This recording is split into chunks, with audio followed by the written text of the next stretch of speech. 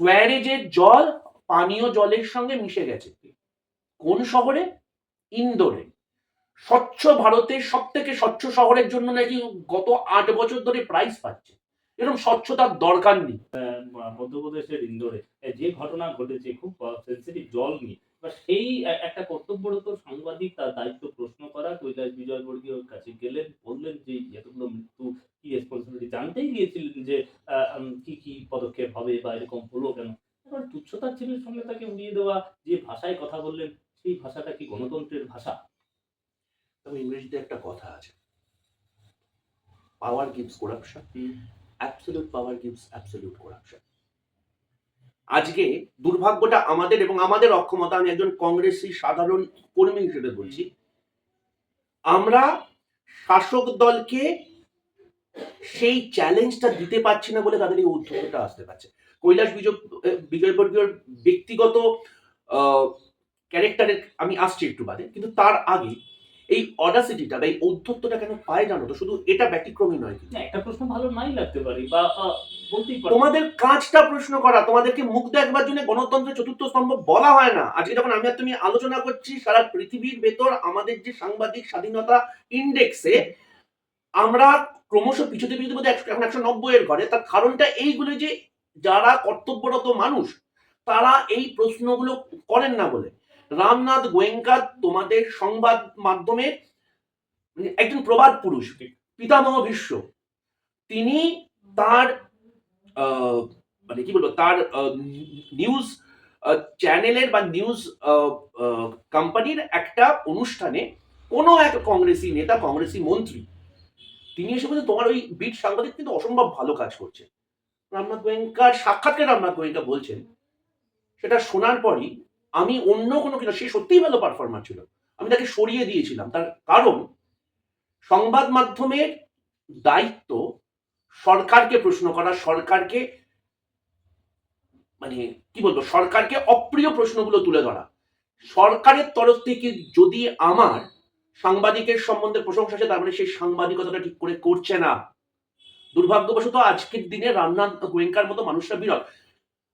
Two be মানে to make it clear, Ramnath গোয়েঙ্কার সম্বন্ধে এত যে ভালো ভালো কথা আমি বললাম একজন কংগ্রেসী হওয়া সত্ত্বেও, কারণ রামনাথ গোয়েঙ্কা সেই মানুষটা, যে মানুষটা বোফোর্সের কোট আনকোট পারসিভড দুর্নীতি, আবার বলছি পারসিভড দুর্নীতি, সবার সামনে তুলে এনেছিলেন ইন্ডিয়ান এক্সপ্রেসের সুবাদে। সেটা তুলে আনবার জন্য আমাদের নির্বাচনে সমস্যা হয়েছিল।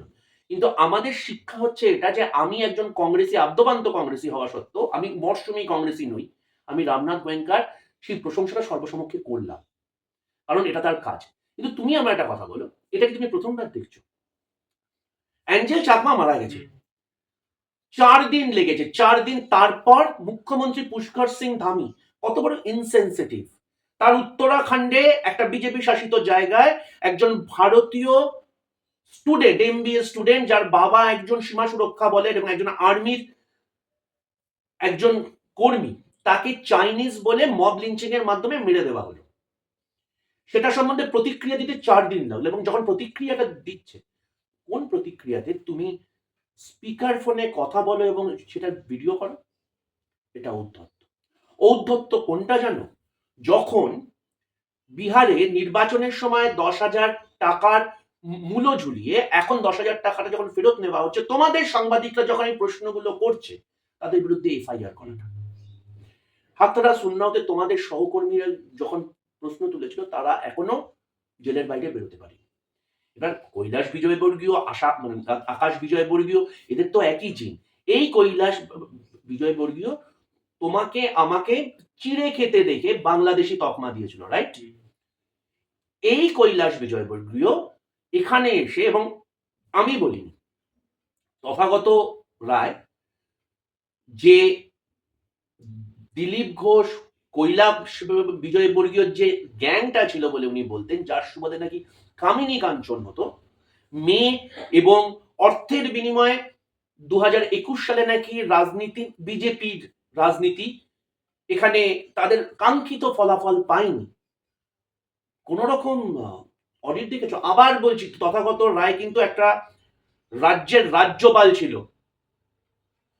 তার বক্তব্য আর রাস্তায় চা খেতে খেতে থাকা একজন বিজেপি সমর্থকের বক্তব্যের ওজন কিছু নেই। তুমি একটু আগে অমিত শাহ একটা অন্য প্রসঙ্গে কথা বলছিলে না, কুইড প্রো কো বলে একটা আইন আছে, সেই আইন বলে হচ্ছে তোমাকে যদি আমি অর্থ বা অন্য কিছু লালসার মাধ্যমে বা কোনো প্রলোভের মাধ্যমে তোমার সিদ্ধান্তকে পরিবর্তন করতে চাই বা কর্মক্ষেত্রে তোমায় সুবিধা পাইয়ে দিই, তাহলে এটা আইনত অপরাধ। কে অভিযোগ করছে? তিনি বিজেপির একজন টপ মোস্ট মানুষ। সাজিদ খানকে মনে আছে উত্তরপ্রদেশে অক্সিজেন পায়নি, যেটাকে শাহরুখ খানের সিনেমাতে দেখানো হয়েছিল, জওয়ান 26 জনকে সেই ছেলে, সেই কি বলবো সংখ্যালঘু ডাক্তার নিজের পয়সায় অক্সিজেন দিতে চেয়েছিলেন গোরখপুরে। এই 26টা বাচ্চা কিন্তু বাঁচেনি, উল্টে সেই লোকটা নাকি সরকারি কাজে বাধা দান করছিল বলে তার বিরুদ্ধে কেস করা হয়। যে 7 জন এবং এখন নাকি 10 জন, যে 10টা বাচ্চার কথা বলা হচ্ছে, তারা কেন মারা গেছে বলতো? অ্যাক্সিডেন্টে মারা যায়নি, বোম ফেটে মারা যায়নি, সোয়ারেজের জল পানীয় জলের সঙ্গে মিশে গেছে। কোন শহরে? ইন্দোরে। স্বচ্ছ ভারতের সব থেকে স্বচ্ছ শহরের জন্য নাকি গত 8 বছর ধরে প্রাইজ পাচ্ছে। এরকম স্বচ্ছতার দরকার নেই। যেখানে পাবলিক মানে পাবলিক হেলথ ইঞ্জিনিয়ারিং পিএইচই দপ্তর থাকে, যারা জলটা দিতে পারছে না। ম্যায় আজাদু বলে অমিতাভ বচ্চনের একটা অসাধারণ সিনেমা ছিল, ওখানে অমিতাভ বচ্চনের একটা স্টেটমেন্ট ছিল, স্বাধীনতার 50 বছর পরে আপনি চাকরি দিতে পারছেন না, আপনি বাড়ি দিতে পারছেন না, আপনি খেতে দিতে পারছেন না, সব মেনে নিলাম, খাবার জলটাও দিতে পারছেন না, লজ্জা হওয়া উচিত। সেই সময় সরকারে আমরা ছিলাম, সেই সিনেমাটা আমাদের লজ্জিত করেছিল। আমরা কেউ ঘুরে দাঁড়িয়ে বলিনি অমিতাভ বচ্চনকে জেলে ঢোকাও। আমরা এই ঔদ্ধত্যটা দেখাইনি যে অমিতাভ বচ্চন হু ইজ অমিতাভ বচ্চন, বা সেই পরিচালক মুকুল আনন্দ আজকে যিনি নেই, তাকে আমরা জেলে ঢোকাইনি। এখানে তো কৈলাস বিজয়বর্গীয় প্রশ্ন করবো যে फोकट का प्रश्न पूछा जा रहा है, घंटा करोगे तो घंटा का प्रश्न। এইটা ভাষাটা ওদের এরকমই।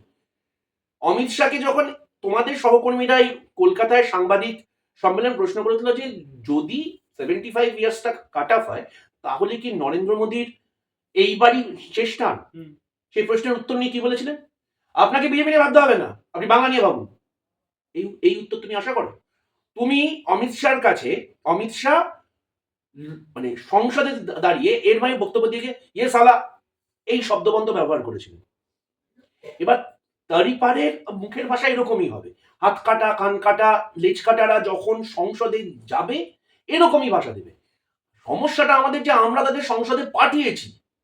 তুমি তো আমার এখানে হাতকাটা দিলীপ আছে বা এখানকার যারা পিনাকি মিত্র টিত্র আছে, তারা যদি ঘটনাচক্রে কালকে বিধানসভায় যায়, আমি তাদের থেকে রবীন্দ্রসঙ্গীত আশা করতে পারি না। শওকত শওকত সম্বন্ধে মমতা বন্দ্যোপাধ্যায় জানেন যে ও বাস স্ট্যান্ডে দাঁড়িয়ে বোম বাঁধে। এবার শওকতকে আমি পাঠিয়েছি, এটা আমার সমস্যা। তুমি শওকতকে পাঠাবেও, তারপর তুমি তার থেকে সুনীতি কুমারের ভাষা আশা করবে, সমস্যাটা তোমার ভাই। সেম থিং ইজ কৈলাস বিজয়বর্গীয়কে আমি ইন্দোরের সেই মানুষগুলোকে প্রশ্ন করছি। ইন্দোরে municipality for last 30 years Congress জেতেনি। ইন্দোর স্বচ্ছ ভারত মানে আমি ঠিক বলছি ইউপি এর সময়ও কংগ্রেস জেতেনি। ইন্দোরের সাংসদ বোধহয় ফর লাস্ট 25-30 ইয়ার্স হচ্ছে গিয়ে লাস্ট বোধহয় দিগ্বিজয় সিং এর সময় ছিল। সেখানে দাঁড়িয়ে কংগ্রেস আসুক কংগ্রেস না আসুক বিজেপি থাকুক, শুধু ভেবে দেখুন যার কোলটা ফাঁকা হলো তার কোলটা কিন্তু ফেরত আসবে, তার কোলটা কিন্তু ফাঁকাই থেকে গেল। এবং আমি একজন কংগ্রেসি, একজন মেয়ের বাবা হিসেবে